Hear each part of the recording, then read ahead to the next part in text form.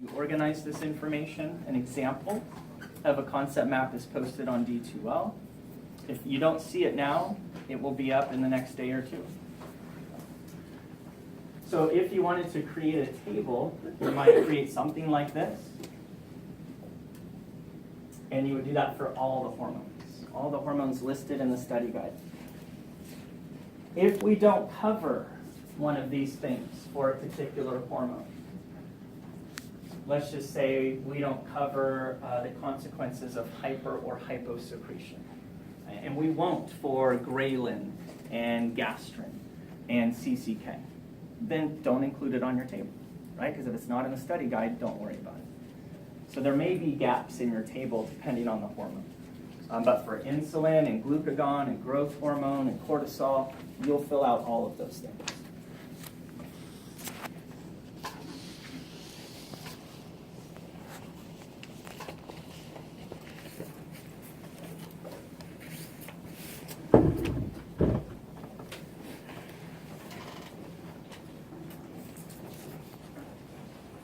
Next section, major endocrine glands, or cells, and their hormones. Now we are getting into basically part 2 of the chapter and study guide. Part 1, first half of the study guide and chapter, is all about how the endocrine system works. Covering all the basics, bringing up specific hormones as needed for examples. But at this point, we haven't covered all the information you need to know about any one hormone, not even insulin. And there are a few things we've left out as much as we've brought up that hormone. So it's all been about examples up to this point. All right, so now, the rest of the study guide and chapter. Now we're looking at all of the endocrine glands, tissues, the diffuse endocrine system, all the hormones they secrete, how they're regulated, the actions of those hormones, and for many of them, consequences of hyposecretion. And this is where all the anatomy is as well, because you need to know the source of the hormone. And in most cases, you'll need to know the cell, but also the tissue or gland or organ that cell resides in. Like for insulin, you need to know it's secreted from beta cells, but you also need to know that beta cells are in the pancreas. Insulin comes from the pancreas. So that's where we're at now. We'll basically start at the top and work our way down. Right, so with the head, hypothalamus, pineal pituitary, neck, thyroid, parathyroid, and we'll work our way down from there. We're going to look at the relationships between the hypothalamus and the pituitary. Half of the pituitary is epithelial tissue, right, the anterior half. Posterior half is neural tissue, nervous tissue.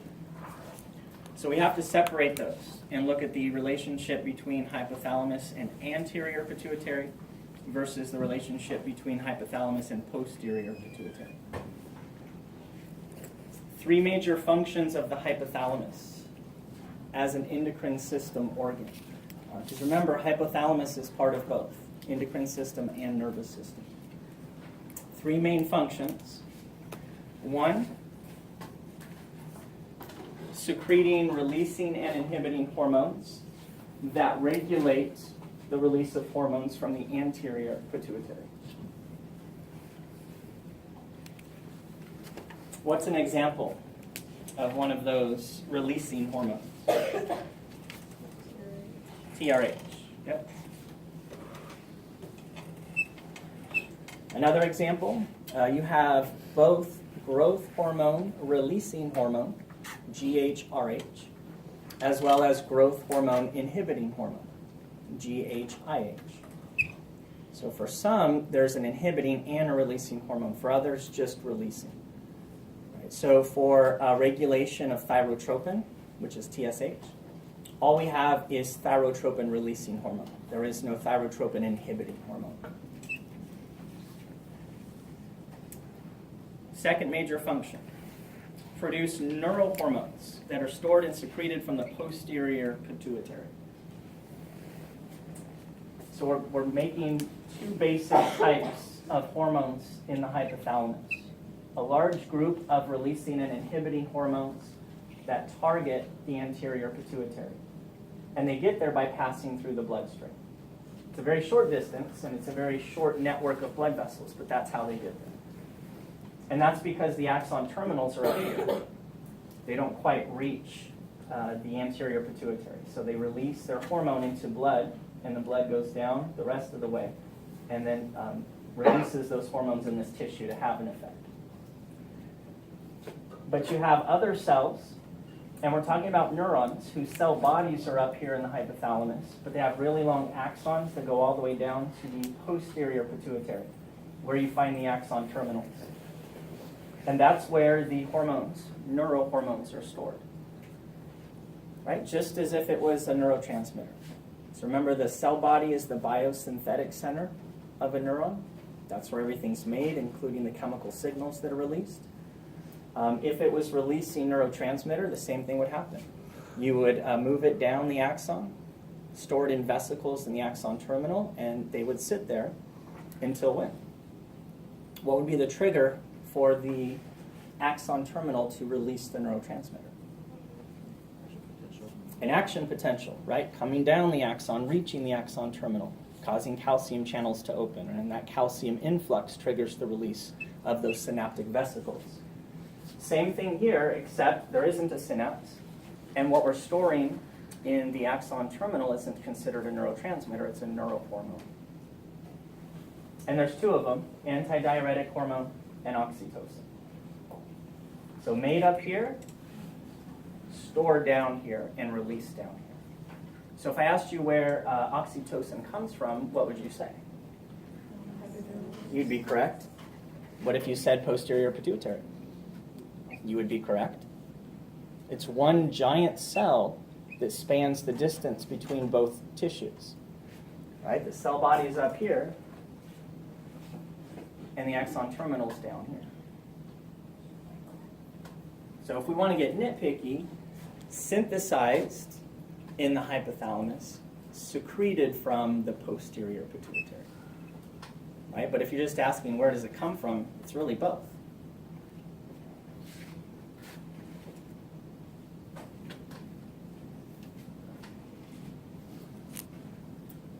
Third major function, controls secretion of catecholamines from the adrenal medullae. Not a typo, medullae plural, because you have two of them. And what was the name of those cells in the adrenal medullae? The ones that secrete catecholamines? Chromaffin cells. They are modified post-ganglionic sympathetic neurons. And what stimulates them? What stimulates chromaffin cells to release the catecholamines? Preganglionic sympathetic neurons. So if you're classifying the type of stimulus, and the classifications were humoral, hormonal, neural, you would say neural. So that's one of the roles of the hypothalamus. Remember, the hypothalamus is the boss, so to speak, of the autonomic nervous system. During fight or flight, it is responsible for sending increased sympathetic output to all targets in the body. And not only reaching targets through innervation of sympathetic fibers, but also by causing the release of catecholamines from the adrenal medulla, allowing epi and norepi as neural hormones to travel through circulation and reach all the same targets, all the same cells and tissues that are innervated. And of course, what's the benefit of the neurohormone? What can it do that the sympathetic nervous system may not? Reach cells that are not innervated. There are some cells in the body that have receptors for catecholamines, but they're not innervated by sympathetic neurons. So that's the only way that you can reach them, by putting those same chemicals, epi, norepi, into the bloodstream. So ultimately, the hypothalamus is responsible for fight or flight. And that's exactly when we dump catecholamines from the adrenal medulla into the bloodstream during fight or flight. So I know we discussed this last time. The preganglionic fiber, doesn't it secrete ACH? Yes. And then the postganglionic fiber is the one that secretes the catecholamines. Right, which is the chromaffin cell. The modified postganglionic neuron is the chromaffin cell. And second question, are we going to need to know ADH as vasopressin or just... It'll make sense when we talk about the actions, and that's where the two different names come from, the two different actions of the same hormone. Is the reason why they call it ADH is because there's multiple antidiuretic hormones, or is it just vasopressin? It's that one. It is the antidiuretic hormone. And it has that name because it prevents diuresis or loss of water. But it also increases blood pressure. So it gets the other name vasopressin. Vasovessel, pressin, pressure. It causes constriction of blood vessels to bring up blood pressure.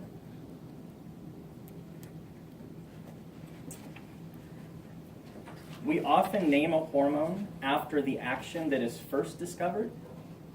Later, we find out that this same hormone does many other things in the body that its original name doesn't reflect. So sometimes we do give it another name. So ADH is a good example. When we figured out what it did to blood vessels, and it turns out to be a very important role for this hormone, then we gave it that second name, vasopressin. Another good example, brain natriuretic peptide, BNP. Now in the brain, it acts more as a neurotransmitter, but it turns out that same chemical is secreted from the heart, from the ventricles of the heart. We didn't change the name to ventricle or ventricular natriuretic peptide. We still call it BNP. So if you don't realize that it is also secreted from the brain, then you'll wonder, why in the heck are we calling it brain natriuretic peptide if it comes from the heart? Well, that was the first source that was discovered for this chemical, right? That it was made and found in the brain. Later, we discovered it was made somewhere else.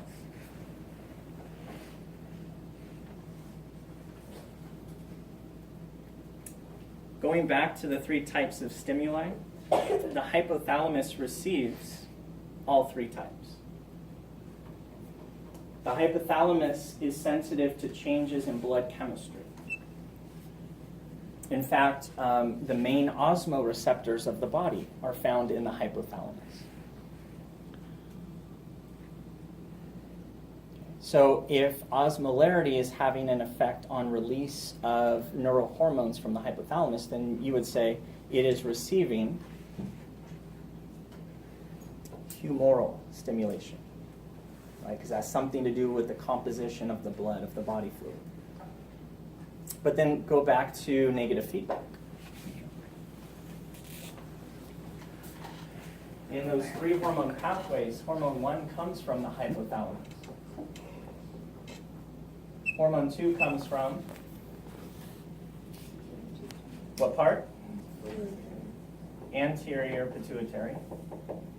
Hormone 3 comes from some peripheral endocrine structure outside of the brain, like the thyroid gland or the adrenal gland or the gonads. And then as hormone 3 levels go up, provides negative feedback to 2 and to 1.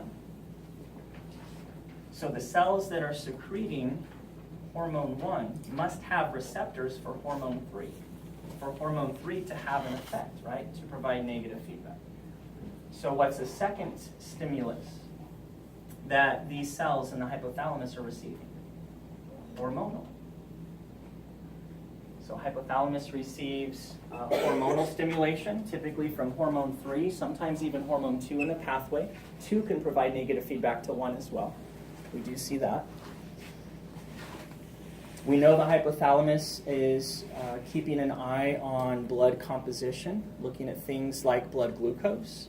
Although it's not the main glucose sensor, that's the beta and alpha cells in the pancreas. But we do know that hypoglycemia triggers a stress response. So the hypothalamus must be sensitive to blood glucose levels. And as part of the nervous system, the hypothalamus is receiving neural signals from all over the place. So the cells that are secreting, for example, the releasing and inhibiting hormones, they receive or are sensitive to all three types of stimuli: neural, humoral, and hormonal.